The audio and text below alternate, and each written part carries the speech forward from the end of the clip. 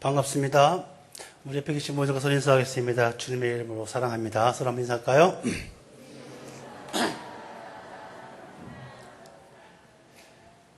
강단에 오래가면서 보니까 낯설어요.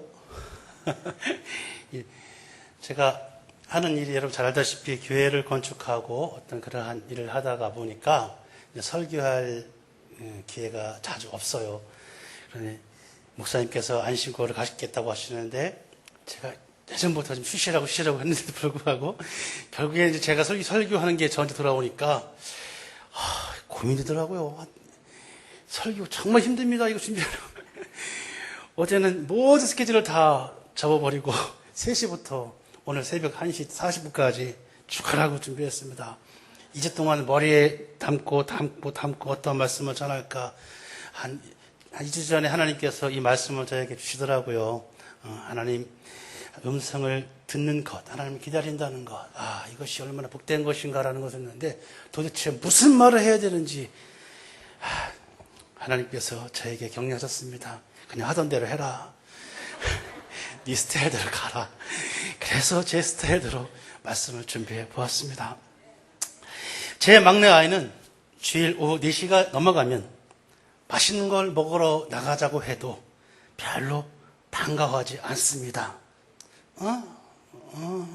집밥 먹지 뭐 이렇게 얘기해요. 왜 그러냐면 매주일 자기가 보고 싶은 남자들을 기다리기 때문입니다.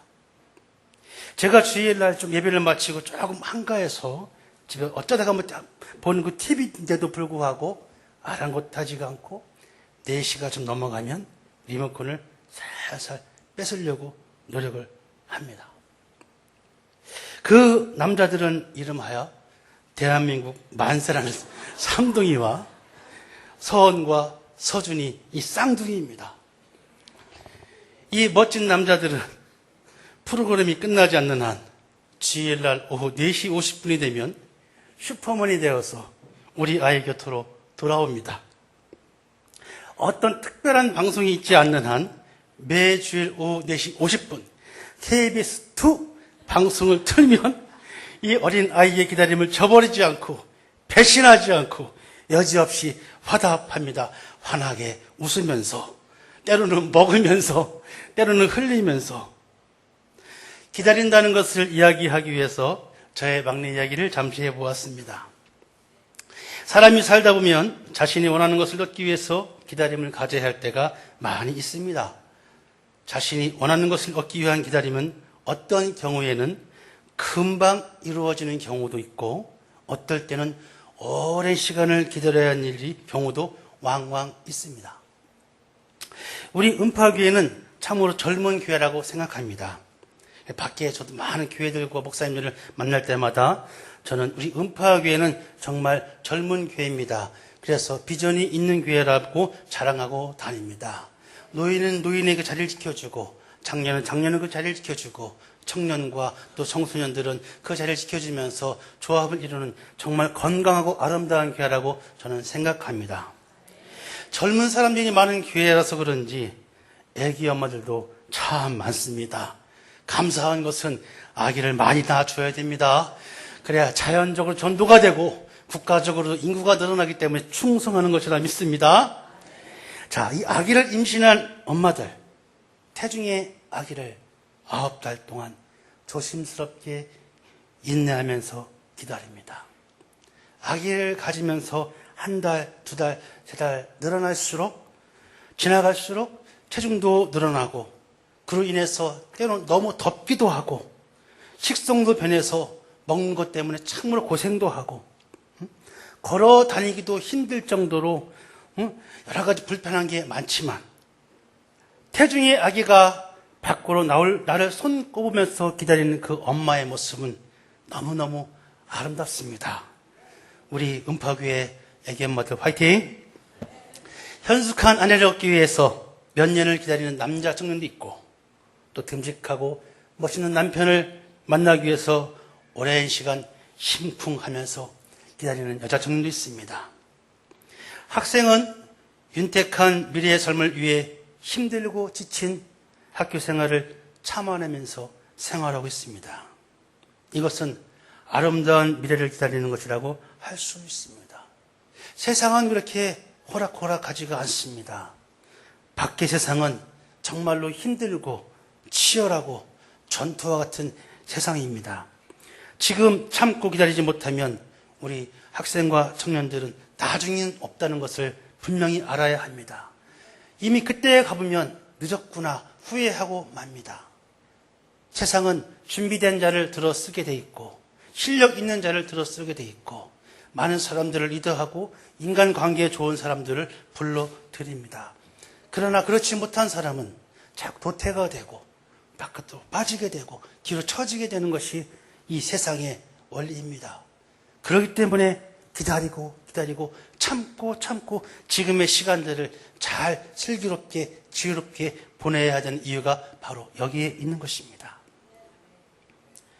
소설가 프란츠 카프카는 인간에게 큰 죄가 두 가지가 있는데 그것이 조급함과 게으름이 그것이다라고 말하면서 기다리지 못하고 조급한 우리의 심성을 꼬집었습니다. 국민일보의 한 면에 어느 목사님이 이 기다림이라는 주제로 글을 쓰시면서 예시한 스페인의 철학자인 발타자르 그라시안의 말을 인용해 보면 이렇습니다. 시간이라는 목발은 헤라클레스의 무쇠 몽둥이보다 더 큰 능력을 발휘한다. 신은 회초리가 아니라 시간으로 인간을 단련시킨다. 행운은 기다리는 법을 아는 사람에게만 보상을 해준다.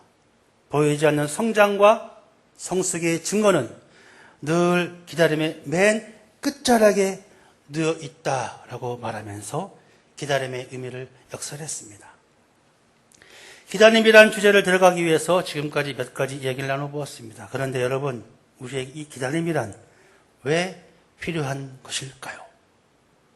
그것은 바로 우리는 한계를 가진 나약한 존재이기 때문입니다. 우리는 모든 것을 알고 모든 것을 가능하게 하시는 전지전능하신 하나님이 아니기 때문일 것입니다. 우리는 이 기다림을 통해서 자신의 삶에 절실히 필요한 것을 얻을 수 있고 불안과 외로움에서 벗어나 마음의 평안을 갖고자 함이 아니겠습니까? 이 기다림이란 궁극적이고 절대적인 삶의 해결책을 얻기 위해 필요한 과정이며 노력인 것입니다. 우리는 잘 알고 있습니다. 오랜 기다림 후에는 참으로 매우 크고 큰 행복이 찾아온다는 것을. 기다리지 못하면 우리에게 행복은 없습니다. 오늘 본문 시편 40편은 다윗이 시글락과 아말렉을 무찌르고 난 후 그리고 블레셋과의 길보아 전투에서 사울이 패하고 사망한 후에 지은 시로 참으로 변화무쌍한 그런 상황에 놓여 있으면서 그 미래를 내다보면서 하나님께 탄식도 하고 하나님께 감사도 하고 하나님께 고백도 하는 그러한 시로 지어진 시입니다. 오늘 본문을 기록한 다윗은 하나님을 기다렸다고 얘기했습니다. 영어 성경에는 이 기다렸다는 구절이 I wait patiently라고 나타나 있는데 이것은 말 그대로 끈기 있게 인내심을 갖고 하나님의 응답을 기다렸다는 것을 표현합니다. 다윗은 자신의 인생에서 하나님을 기다릴 수 있는 분으로 인정하고 의지했기 때문에 기다릴 수 있었습니다. 우리가 살면서 지인들과 약속을 하고 어떤 그 여러 가지 통화를 통해서 어디서 만납시다, 어디서 봅시다, 어디서 서류를 계약합시다라고 약속을 합니다. 그 약속을 한 후에는 우리는 그 자리에 나가게 됩니다. 왜? 그 사람이 나을 것이라는 분명한 믿음이 있기 때문에 그렇습니다. 때로는 먼저 나가서 10분 먼저 나가서 20분 먼저 나가서 그 자리를 지키고 기다리고 있습니다. 왜? 그 사람은 분명 올 것이기 때문에. 그런 믿음 때문에 우리는 기다립니다. 다윗도 마찬가지고 하나님께서 나에게 찾아오실 거라는 그 믿음이 있었기 때문에 기다렸던 것입니다. 앞길이 불분명하고 어떤 선택을 해야 될지 모르는 그 상황에서 다윗은 이제까지 나를 지키시고 나를 보호해 주시고 이끌어 주신 하나님의 손길을 기억하며 그분을 믿으며 간절히 기다렸던 것입니다. 우리는 인생에서 어떤 기다림을 가질 때 맹목적으로 기다리는 어리석음을 범할 때가 많이 있습니다. 정작 기다려야 할 이유가 없음에도 자신의 욕심 때문에 또 아니면 그 주변의 어떤 분위기와 권유 때문에 오락가락하고 갈팡질팡하면서 답이 없는 기다림을 가지고 있는 것이 어찌 보면 우리의 실체입니다. 여러분 정말 행복하고 평안한 일상의 삶을 누리시길 원하십니까? 여기에 답이 있습니다. 바로 하나님을 기다리는 것입니다. 하나님을 기다리며 깨닫게 되는 은혜가 몇 가지인데, 첫째, 하나님을 기다린다는 것은 나의 간구를 들으신다는 것을 믿는 것입니다. 다윗은 자신의 기다림에 귀를 기울이시고 자신의 부르짖음에 응답하신 하나님을 고백하고 있습니다.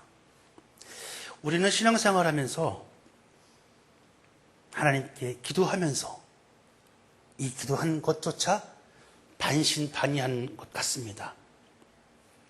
우리는 간구할 때, 하나님께 기도할 때 과연 하나님께서 내 기도를 응답하실까? 에이, 아닐 거야. 나 같은 사람의 기도를 내가 뭘 잘했다고, 내가 뭐 내세울 게 있다고 라고 하면서 기도하면서도 한편으로는 의심하기 시작합니다. 그런데 희한한 것은 그럼에도 불구하고 하나님께서는 어떤 식으로든 응답하신다는 것입니다. 하나님의 응답은 나의 기대에 못 미칠 수도 있고 때로는 분에 넘치게 응답해 주시는 경우도 있습니다. 몇 년 전 우리 막내 아이가 저한테 다가와 조심스럽게 말했습니다. 자기가 꼭 갖고 싶은 것이 있다고. 그런데 그것이 비싸다고. 그래서 물어봤습니다. 도대체 그것이 무엇이냐고. 그랬더니 천사점토라는 것이었습니다. 그래서 그게 얼마냐고 물어봤습니다. 자그마치 5,000원이었습니다. 굉장히 비쌌던 거지요. 결국은 저는 끌려갔습니다. 문구점에 가서 천사점토 코너가 어딨냐고 물어봤더니 쫙 있더라고요. 3,000원, 5,000원, 8,000원, 12,000원, 20,000원까지 쭉 있더라고요. 그 아이는 5,000원짜리 천사점토를 사러 왔습니다. 그런데 견물생심이라고 옆에 큰 게 있으니까 큰 거를 만지작 거리더라고요. 더 큰 거를 만지길래 이 정도 큰 게 필요한가? 물어봤습니다. 아니, 이거면 돼 하고 자시 5,000원짜리를 만지더라고요. 그래서 저는 얼마짜리를 사줬겠습니까? 얼마짜리? 그렇죠. 8,000원짜리를 사줬습니다. 흐뭇해합니다. 가슴에 안고 계산대로 가는 그 얼굴은 정말 행복해 보였습니다. 저는 더 사주고 싶었습니다. 더 많은 걸 사주고 싶었고 더 큰 걸 사주고 싶었습니다. 아이는 5,000원도 굉장히 비쌌던 거지요. 그런데 어른인 저는 5,000원은 그냥 사줄 수 있는 그러한 화폐의 범위였습니다. 아니, 8,000원도 괜찮습니다. 그러나 이미 생각했던 5,000원보다 더 큰 8,000원은 그 아이에게 엄청난 부담이었던 것 같습니다. 그러나 저는 과감하게 8,000원짜리를 사주면서 참 기뻤습니다. 행복했습니다. 그렇게 좋아하는 모습을 보니까 더 기뻤던 것 같습니다. 왜 그랬겠습니까? 그 아이는 바로 제 딸이기 때문입니다. 저는 바로 그 아이의 아빠이기 때문입니다. 그 이후로도 숱하게 저는 털렸습니다. 그렇지만 한 번도 짜증을 내지 않았습니다. 마트에 가면 자기 엄마랑 손을 잡고 가다가도 갑자기 필요한 게 있으면 제 손을 잡습니다. 덥석 나는 걸렸구나. 가만히 처음에는 몰랐습니다. 왜 가만히 서 있는지 얘기를 안 합니다. 우리 집사람이 지나가면서 저게 필요한가 보네. 이제서야 알았습니다. 사. 바로 카트에 넣어줬습니다. 가끔 저희 집사람 일부러 알지만 핀잔을 하지만 저는 괜찮아, 사. 아빠가 책임질게라고 넣어주었습니다. 한 번도 싫지가 않았습니다. 내 아이에게 해줄 수 있다는 것이 해줄 수 없는 경우도 많은데 불구하고 우리 아이에게 기쁨을 주고 작은 물건을 사주면서 그 아이가 행복해하는 모습을 보면서 저는 감사했습니다. 또한 행복한 가정을 주시고 행복한 우리 아이들을 주신 하나님께 감사했습니다. 저는 바로 그 아이의 아빠이기 때문입니다. 하나님은 우리를 구원해 주시기 위해서 독생자를 아낌없이 내어주셨습니다. 그러면서 우리에게 그 하나님의 사랑을 확증하셨습니다. 실천하셨습니다. 모든 것을 내려놓고 모든 것을 갖고 계신 것을 다 내어 쏟으시면서 우리를 사랑한다고 보여주셨습니다. 인간 아빠인 저도 그 아이에게 주는 그 기쁨이 크거늘 하물며 하늘 아버지께서 우리에게 모든 것을 주실 때 얼마나 기뻐하시겠습니까? 즐거워하시겠습니까? 행복해 하시겠습니까? 우리의 간구를 들어주시면서 하나님은 분명 기뻐하실 것입니다. 내가 창조한 저 아이가 간구한 것을 내가 들어줄 때, 저 아이의 간구가 나의 뜻에 합당하니까 들어주지 않겠습니까? 그 하나님께서 우리를 보시면서 응답하실 때 얼마나 기뻐하시겠습니까? 이것이 기다리는 자에게 주어지는 아름다운 특권이요 행복인 줄 믿습니다. 우리의 육심을 위한 간구가 아닌 이상 하나님의 영광을 가리는 그 내용이 아니고서는 모든 간구를 들어주시는 것을 응답해 주시는 것을 믿으시기를 바랍니다. 하나님을 기다렸더니 귀를 기울이시고 내 부르짐을 들어주셨다는 고백이 비단 다윗의 고백뿐만 아니라 지금 이 시대를 살아가고 있는 저와 여러분의 고백이 되어지기를 주님의 이름으로 축원합니다. 두 번째, 하나님을 기다린다는 것은 웅덩이와 수렁에서 건져 주신다는 것입니다. 사람은 살면서 절망의 웅덩이와 진흙탕 속에 수렁 속에 빠질 때가 많이 있습니다. 세상 그 어디에도 이 절망의 웅덩이와 수렁에 빠지는 것을 원하는 사람은 아무도 없을 것입니다. 그러나 우리가 피하고 싶어도 만나고 싶지 않아도 누구에게나 한 번쯤은 내 스스로 벗어날 수 없는 상황으로 여겨지는 그 웅덩이와 수렁을 만나게 됩니다. 그 웅덩이와 수렁은 점점 우리를 조여오면서 우리를 깊고 깊은 나락으로 빠지게 합니다. 옛날 그 타잔이라는 영화가 갑자기 생각났습니다. 이 웅덩이와 수렁을 어떻게 표현을 할까? 우리 어린 아이들은 지금 3D로 만화영화로 봤겠지만 어른들은 타잔의 밀림의 왕 타잔 그 영화를 기억하실 것입니다. 그 많은 장면 중에 소리를 지르면서 오는 타잔을 피해서 악인들이 도망갈 때, 사자와 코끼리를 피해 도망갈 때 대부분 그 사람들이 빠지는 게 늪입니다. 늪. 처음에는 발목이 빠지고 조금 있으면 허리가 빠지고 가슴이 빠지고 쭉쭉 차츰차츰 그 늪에 빠져가면서 그의 목숨을 잃어가는 그 장면들이 많이 나왔던 것으로 기억이 됩니다. 이 웅덩이와 수렁은 빠진 그 존재를, 빠진 사람을 자꾸 조여오는 습성이 있습니다. 잠을 못 잘 정도로 답답하게 만들고 불안에 휩싸이게 만드는 것이 바로 우리 인생의 웅덩이와 수렁입니다. 생각이 멈춘 것처럼 우리의 머리를 텅 비게 만들고 사람에 대한 배신감, 어떤 실망감, 그로 인해 찾아오는 분노로 가득 차오르게 하고 어느 순간에는 사람을 만나는 것조차 끔찍하게 여겨질 정도로 피폐해져 가게 만듭니다. 사방을 쳐다봐도 어디 하나 길이 없습니다. 한숨만 푹푹 내쉬다가 멍하게 시간을 보냅니다. 결국에는 죽고 싶다는 생각만 가득할 뿐입니다. 막바지에 가면 이 세상이 싫다, 나는 가고 싶다라는 자살 충동으로 가득 찹니다. 정말 고통스럽습니다. 우리가 만나는 이 웅덩이와 수렁, 여기에는 여러 가지 이유가 있을 것입니다. 각자가 살아가는 어떠한 패턴이 있고 스타일이 있기 때문에 여러 이유가 있을 것이고, 또 우리를 가두는 그 웅덩이와 수렁의 형태도 다양할 것입니다. 그런데 이 웅덩이와 수렁에서 빠져나오는 해결 방법은 오직 하나밖에 없습니다. 그것은 바로 하나님을 기다리는 것입니다. 웅덩이와 수렁에 빠져 있을 때 우리는 하나님을 찾아야 합니다. 내 손을 높이 들고 하늘 향해 두 팔을 벌려 하나님 나를 건져주십시오라고 크게 외치면 하나님은 외면하지 않으시고 그 손을 잡아주십니다.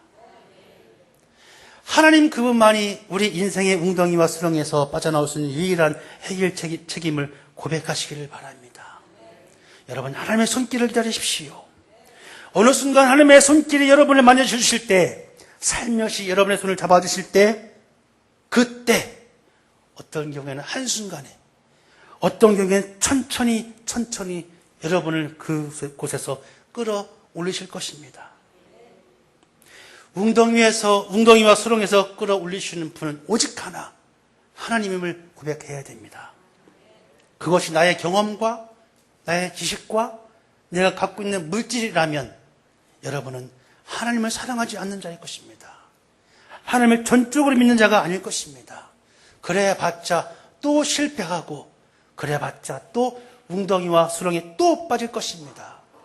절대적인 하나님 앞에 그 은혜를 간구하면서 여러분의 손을 들 때 여러분은 하나님의 손길을 경험하게 될 것입니다. 세 번째, 하나님을 기다린다는 것, 내 걸음을 견고하게 하시는 은혜가 있는 것입니다. 하나님은 웅덩이와 수렁에서 끌어올리신 후에 다시는 그곳에 빠지지 않도록 내 발을 단단한 바위를 딛고 서게 해주신다는 것입니다. 할렐루야. 웅덩이와 수렁은 좀 축축하고 좀 찝찝하고 질퍽질퍽하고 불안해요.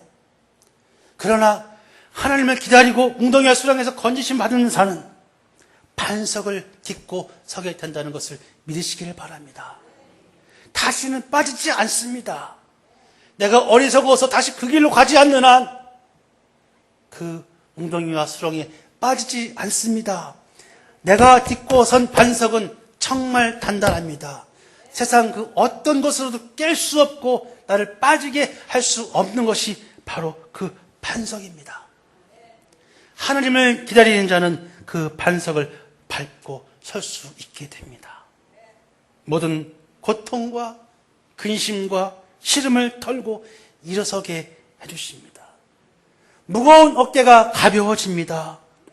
천근만근 나를 눌러오던 삶의 무게를 하나님을 기다리던 그 어느 순간 다 사라지게 만들어 주신다는 것을 믿으시기 바랍니다. 나아가 다윗은 걸음조차 견고하게 해주신다고 고백했습니다. 여러분, 걸음이 견고하다는 것, 이것이 과연 무엇일까요? 마음속에 근심이 가득하면 얼굴에 미소도 사라지고, 그게 뭐죠? 그게 까맣게 되는 거, 그것도 생기고, 어두워집니다. 새카매져요. 힘들어서, 피곤해서 힘든 거랑, 근심이 많아서 그 얼굴에 미소가 사라진 거랑은 좀 차이가 있더라고요. 힘든 사람은, 피곤한 사람은 저같이 한 5시간, 6시간 푹 자면 다음에 날아갈 것 같습니다. 그런데 걱정 있는 사람은 푹 잘 수가 없어요. 그 자리 자체가 불안해요. 걸어가는 발걸음이 무겁습니다. 사뿐사뿐하지 않고 무겁습니다. 그러나 하나님을 기다리던 사람이 하나님의 응답을 경험하게 되면 사람이 변하게 되죠. 항상 웃게 됩니다. 내가 밝아집니다. 그래서 주변의 사람들도 밝아지고 삶 전체가 밝아지게 됩니다. 움츠러든 어깨는 자연스럽게 펴지게 됩니다. 걷는 걸음도 가벼워지게 됩니다. 왜? 견고하게 하나님을 믿고 가기 때문에 그 길이 시온의 대로처럼 평탄하고 형통한 길인 줄 믿습니다. 그 길을 가기 때문에 갈 수 있는 자격이 바로 기다리는 자에게 주어지는 축복인 줄 믿습니다. 그 인생이 형통케 되는 축복을 누리며 산다는 것이 바로 내 걸음을 견고하게 하신다는 의미인 것입니다. 하나님께서 책임져 주시는데 그 걸음을 누가 막겠습니까? 하나님께서 그 손길로 만져주시는데 단단한 손과 같아서 그 누구도 건드릴 자가 없다고 고백할 수 있게 되는 것입니다. 어떤 웅덩이와 수렁을 만난다 할지라도 이전처럼 겁내지 않고 절망하지 않고 당당하며 주님을 믿으면서 의지하면서 앞으로 나갈 수 있게 되는 것이 바로 하나님을 기다리는 것입니다. 마지막 하나님께 올릴 찬송을 내 입에 두신다는 것입니다. 하나님을 기다린다는 게 끝은 하나님을 찬송하는 자로 살아가게 되는 것입니다. 하나님을 찬송하는 모습을 보고 그 어떤 자도 나를 건드리지 못하고 오히려 그들도 나를 찬송하게 하시는 하나님을 의지하게 만드신다는 것을 기억하시기 바랍니다. 우리가 집에서 살다 보면, 생활하다 보면 갑자기 콧노래가 나올 때가 있습니다. 콧노래가 나올 때는 기분이 좋은 겁니다. 전날 남편과 아내와 죽어라고 싸운다면 절대 콧노래가 나올 수 없습니다. 전날 아들과 딸을 이 왼수 같은 놈하고 혼내키면서 다음날 절대 콧노래를 갖출 수 없습니다. 화목하고 화평하고 즐거운 상태야만이 콧노래가 나올 수 있습니다. 마찬가지로 우리가 살면서 하나님을 찬송할 수 있는 것은 늘 하나님을 경험할 때만이 가능한 것입니다. 하나님께서 지금도 나와 함께 하시는구나. 이 자리에 계시는구나. 나와 동행하시는구나. 나를 만지시는구나. 아, 내 의지할 분이시구나. 내 걸음을 견고하게 하시면서 정말 내 삶이 행복하게 만들어주시는구나. 그러면서 매사에 하나님께 상의하고 묻고 간구하는 삶. 이 사람만이 하나님을 찬송할 수 있는 자라고 저는 믿습니다. 하나님을 찬송하는 자는 언제나 하나님을 기다리는 사람인 것입니다. 그런 사람을 누가 건드리고 그런 사람을 어떻게 바닥으로 끌어내리겠습니까? 내 입에 찬송을 주시는 하나님, 그러한 하나님을 경험하시기를 바랍니다. 기다리고 기다렸더니 내 입에 찬송을 줬다는 고백이 여러분의 고백이 되시기를 주님의 이름으로 축원합니다.